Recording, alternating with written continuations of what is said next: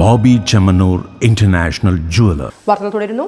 Palakkad west ജില്ലയിലെ SC വിഭാഗത്തിൽ നിന്നും BJP സ്ഥാനാർത്ഥികളായി മത്സരിച്ചവരെ അനുമോദിച്ചു.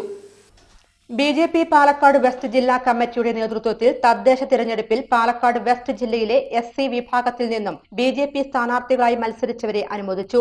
ചടങ്ങ് BJP വെസ്റ്റ് ജില്ലാ പ്രസിഡന്റ് P. വേണുഗോപാൽ ഉദ്ഘാടനം ചെയ്തു.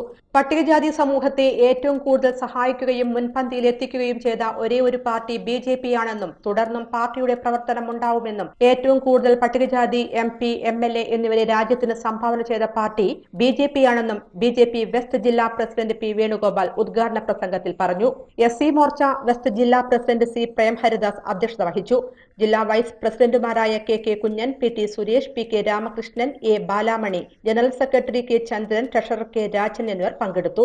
SC മോർച്ച മണ്ഡലം ജില്ലാ നേതാക്കൾ, ഗ്രാമപഞ്ചായത്ത് മെമ്പർമാർ, തദ്ദേശ തെരഞ്ഞെടുപ്പിൽ BJP സ്ഥാനാർത്ഥിമാരായ SC വിഭാഗത്തിലുള്ള അംഗങ്ങൾ എന്നിവരും പങ്കെടുത്തു.